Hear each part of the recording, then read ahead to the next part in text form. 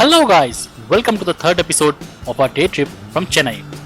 Today, we shall be visiting Mahabalipuram, one of the well-known places in South India for its rock-cut temples.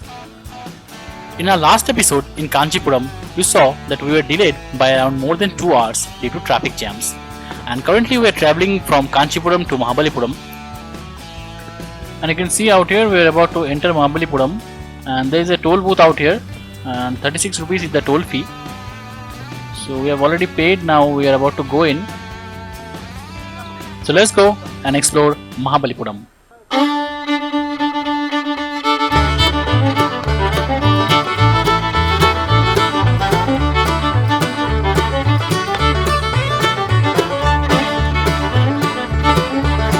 So guys, we're just at the outskirts of the town, and on both sides of the road you can see several rock cut statues out here.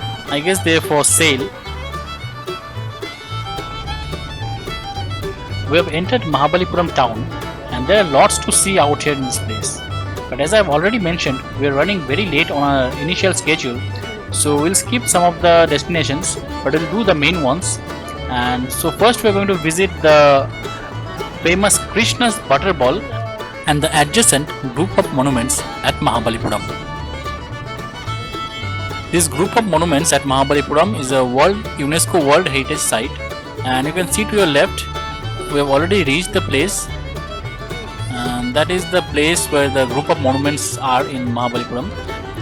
The town is also known as Mamallapuram, and the name Mahabalipuram, it comes from the Pallava ruler Narasimhavarman, whose other name was Mahabali, and from that the name Mahabalipuram has been derived. Mahabalipuram or Mamallapuram was once a well-known seaport during the reign of the Pallava kingdom during the late classical period of Indian history. And out here you'll find rock-cut temples spread all over the town, which was built mostly during this Pallava reign. The Pallava kings ruled Mahabalipuram from Kanchipuram, which was their capital. So we've already reached the place. You can see the Krishna's Butter Ball, the iconic rock from the road here. And there's an interesting history about this rock, so we'll discuss it as we go inside. So right now we'll stop the car and get down and go inside the compound and see what are there in store for us.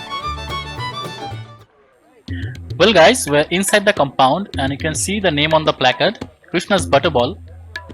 The original name of the stone is Van Irai Kal, and from Tamil it translates to Stone of the Sky God. According to Hindu mythology, Lord Krishna often stole butter from his mother's butter hanti, and this may have led to the namesake of the boulder. In 1969, a tour guide is said to credit its present name, Krishna's Butter Ball, to Indira Gandhi, who was on a tour of the city. Let me remind you that this is a natural monument, and you might wonder what's so special about this stone. So see it from the side and you will realize that this stone rests on an inclined plane, but it does not fall off. It defies the laws of physics. There were several attempts made to pull this stone down from its position, but it was futile. The Pallava king Narasimhavarman had made a failed attempt to move the boulder, and later during the British Raj in 1908, Arthur Havelock, who was the governor, he tried to move the boulder with 7 elephants, tried to pull it down, but he couldn't move that. It was totally futile. But from this point it seems the stone will fall off easily if some force is applied. But in reality it's very tough to move the stone. Even the Pallava rulers and the British government tried to move that down, but everyone failed in their attempts. And you can see there is a crack out here in the stone ridge. There is a fault line actually, and the stone is resting on the slope. There are many other smaller stones, but this one is very big, and it is resting on the incline. So nobody is being able to explain the physics behind it, why the stone is not falling off. And people have given it an association with Lord Krishna, giving it some mythical association, but no one can tell for sure whether it is associated with Lord Krishna. But the amazing property of the rock is just mystifying, and people are sitting under the rock. There are 2 other rocks out there at a distance, you can see, and in fact those are bigger than the Krishna's Butter Ball rock. But the one out here is special because it defies the laws of physics and no one is being able to explain the reason behind it. So there you go, Krishna's Butter Ball, and let's have a closer look at it. You'll find that many people have written down some things, mostly in Tamil. I don't know what's written out there. Maybe their names, who knows. But that's Krishna's Butter Ball rock for you, and that's the most common pose people take during clicking photographs out here. So that's it. So we'll move on from here.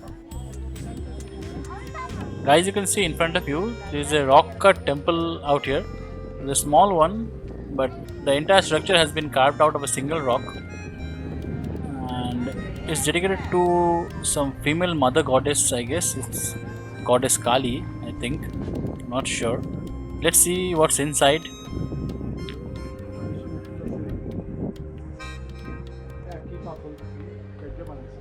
Well, the temple is locked, so we couldn't get a good picture of what's inside.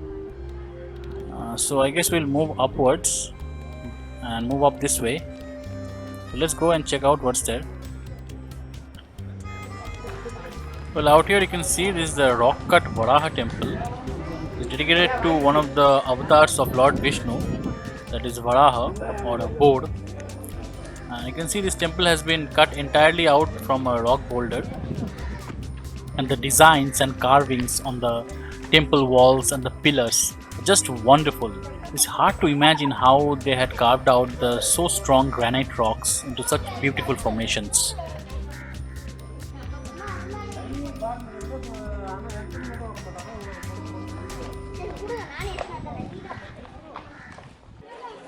Okay guys, let's move forward. This area is in fact huge and there are many secluded spots out here, and this has turned out to be a paradise for young couples. And if you look closely, you can see couples sitting behind rocks or walking on the empty spaces, trying to enjoy some good time. Well guys, let's go a little bit forward, and you can see there are three markings: Royagopuram, rock cut Varaha Temple, and Draupadi's bath. So we are going towards Draupadi's bath, and that is the Royagopuram. We'll go there later. Well guys, I'm finding this place quite exciting. It looks like a movie set. A lot of rocks, and even there's a pathway out here. And it's a hard climb up. Quite frankly, a bit tired out here in this heat from all the climbing. More temples. I'm searching for the Draupadi's bath. Where is it, man?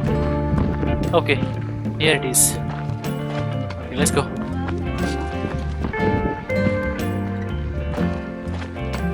Well guys, so finally we have reached the place, and that is Draupadi's bath. My god, I am not going to take a bath out here anyway. The water is very filthy. I don't know about Draupadi, but I am not going to go in. I guess there was something out here too, but it's not there anymore. So that's a very open area. I don't think Draupadi used to take a bath out here. It's just a structure made afterwards. Well guys, now let's check out the Royagopuram. Gopuram actually translates to the shelter for cows, and this is an incomplete structure as it's written out here.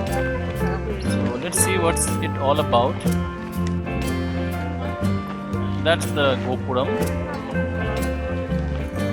but the structure is incomplete as it is said, and you can see there is only the doorway and the foundation, but no roof. This structure out here is not a rock cut structure, and you can see that blocks of stone have been compiled together to form this structure, and this structure is from a much later age, from the Vijayanagara Empire supposedly. And from here you can see a nice view of the lighthouse. Yeah, there it is. A lot of school students out here. Let's check out the lighthouse.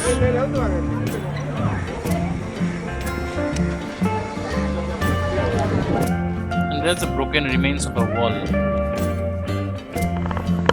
Well friends, since we are very short on time, we have to move on from the group of monuments out there, and right now we are heading towards the beach. But on the way, we'll make a stopover at the Pancha Rathas or the 5 Raths. Well guys, we are here at the Pancha Rathas, and these are 5 structural monuments which are rock cut structures, and these are not actually temples. These are chariots or raths, and they are named after the 5 Pandav brothers and Draupadi, their wife.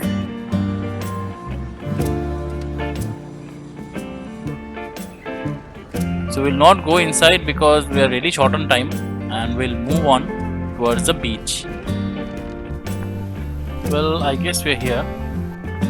So friends, right now I'm walking towards Mahabalipuram beach, and this is the road that leads to the sea beach, and there you can see towards the right there are lined shops out here selling souvenirs, and to our left there is the shore temple. I'll show it to you once it's visible. And we didn't go inside the shore temple complex because, as I have told you, we're really short on time. So I'll straight move down towards the beach and enjoy the sea out there. So come on, let's go.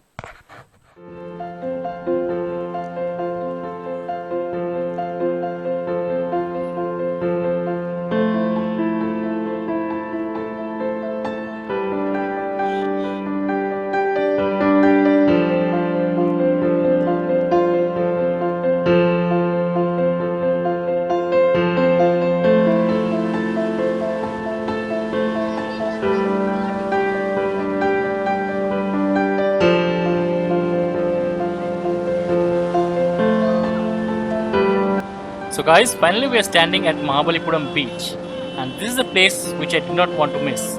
So we had to skip a few stops as we were already delayed, and right now we have reached our final destination, that is Mahabalipuram beach, and you can see there is a lifeguard car, there's a marine police, and oh, there's a cow on the beach. Okay, that's good. And from the beach you can also get a clear sight of this shore temple at Mahabalipuram. You can also go to the shore temple. You have to buy a ticket if you want to see it up close. But for me, the beach was more important because out here the atmosphere is really cool. The temperature in the town was very high and I was sweating literally. So I decided to come off to the beach so that I can get the fresh wind, the cool breeze from the sea. And you can see, if you want, you can ride a horse out here because many horses are available for hire. And if you want to ride a horse on a sea beach, this is the best place in town. And you can see the waves out here are very strong, and people, especially couples, are sitting on the stones laid on the beach, and a lot of people out here, families, kids. You can see people in a relaxed mood spending some nice time out here. So guys, that was our tour in Mahabalipuram, which we had to complete in a hurry. But if you like our video, please don't forget to click the like button, and if you're new to our channel, please don't forget to subscribe as we upload new videos every week. So see you in the next video. Till then, have a nice time.